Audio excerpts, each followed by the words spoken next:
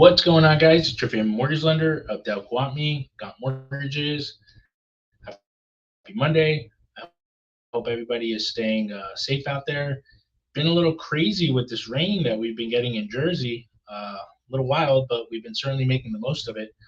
We're going to dive super deep. We've got a lot to cover. Really try to keep this as fast as possible. What happened in the market last week? What's the expectation heading into this week? We got a lot going on last week when we talk about inflation. We saw a lot of progress when we talk about CPI, PPI, Consumer Price Index, how consumers are spending their monies. Then we got a lot of updates in regards to how that wholesale inflation numbers also came out. So starting off first with the consumer inflation numbers, we saw CPI actually rose just 2.9%, which is actually the slowest growth that we have seen ever since 2021. CPI dropped under 3%. Again, March of 2021, those core measures have been significantly showing that downward trend. If we take out volatile food and energy surprises, once again, we saw that drop. We also seeing a little bit of a downshift when we look at shelter costs, and at the same time when we look at motor vehicle costs. So those were really two things that we saw driving things a little on the higher side. We've seen now that downward trend in regards to that information. A little bit of downshift when we talk about the Bureau of Consumer Labor Statistics, and we're seeing a little bit of that trend on that graph of us being consistently dropping since mid-March, right? We had a little bit of scare towards the end of the year, right? On November, that's when we saw a little bit of the rate cuts start to potentially happen. This has now obviously changed things in perspective for that. Again, seeing those consumer consistently shifting and that spending, we're gonna again see a little bit of updates right around the corner of the next meeting with next PCE report coming out August 30th, and then also CPI report coming out September 11th, right before the target of the jobs report coming out the week before, right? Again, wholesale inflation, again, this is where we measure things on a wholesale level, the cost to make things. Simultaneously, also saw a little bit of that downward trend. Headline PPI, Pursuit Price Index, only increased 0.1%, showing that annual drop of 2.7%, which is awesome. Again, wholesale inflation showing that much expected cooling that we want to see. Again, we'll see the updates on the PCE report towards the end of this month in about 11 days. That's going to show a little bit of the shift when we see things on that preferred headline number. Home builder sentiment, once again, significantly being a little bit less than what we really want to, which is typical, again, just looking at current sales expectations versus where they were with the future. Again, we are seeing interest rates, of course, start to potentially shift. That is obviously playing a major role in regards to, I think, that sentiment start to change as well.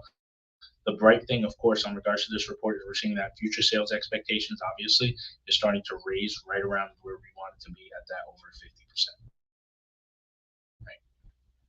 And then we also saw housing, again, a little bit of a slowdown. But the one thing that is important for us to keep in mind is completions. Completions are at almost 14% year over year positive change.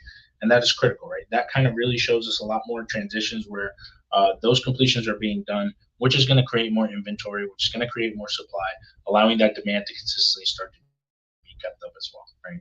Now, if we keep moving forward again with retail numbers have come in a little hotter, right? And that's really what changed things, right? Last week, CPI came in low, PPI report came out, and then retail numbers.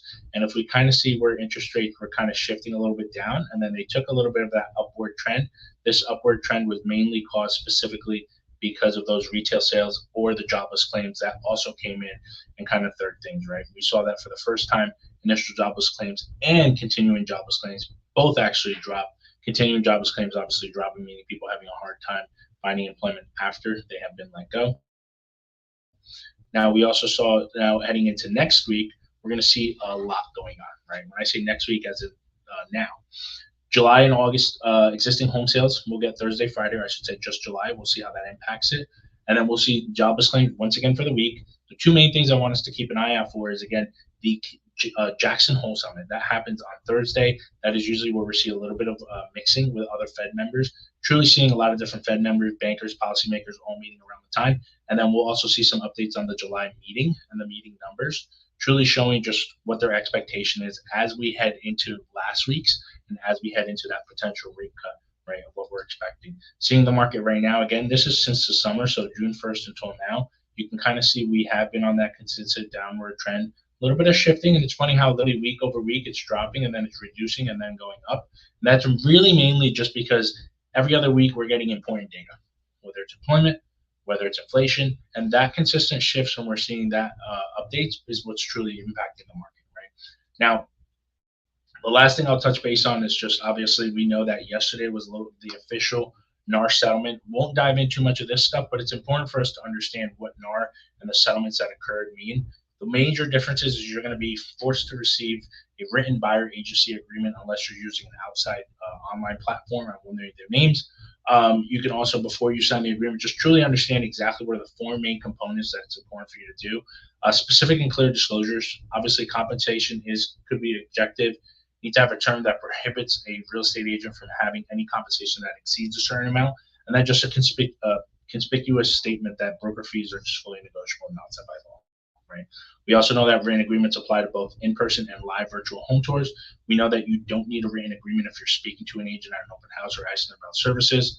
The seller may agree to offer compensation to your agent, which again, nothing has truly changed when we talk about things from that perspective. We also know, again, this is starting to go into effect as of yesterday throughout the nation. Jersey had a little bit of a head start on the first, where we actually had the Consumer Protection Act that was signed by governor, and that actually came into effect immediately. We know agents, again, who are realtors, are, of course, their job is to do what? Is to walk you through and obligate you. Their compensation has and will always remain fully negotiable. We know that transition obviously occurred. This is not anything new. I think a lot of it's just being, my opinion, is sometimes blown way out of proportion. We know the raw idea of it is that if a seller, to an extent, does not offer a buyer agency commitment, the likelihood of them getting an influx of buyer offers, especially in this hyper competitive market, is probably going to be diminished relatively compared to somebody who offers it. Very simple, right? We also know that many clients obviously have choices. They've always had choices. You have the ability to work with full-time agents in any capacity that you want to, and then you have the ability for having them, assist you with making the choices. You can still accept concessions, obviously, from the seller, and it does not impact the buyer agency commissions, because that is contributory, that is separate from what your potential commissions are would have been. Okay, so a lot of different changes. Super important for us to understand these differences. So I appreciate us being able to walk you through. Obviously, I will post this later on our YouTube, on our Spotify channel with all the different episodes. You have the ability to check them out later. Any questions that you guys have, obviously, we're always here. I appreciate you guys jumping on. I'll talk to you guys soon.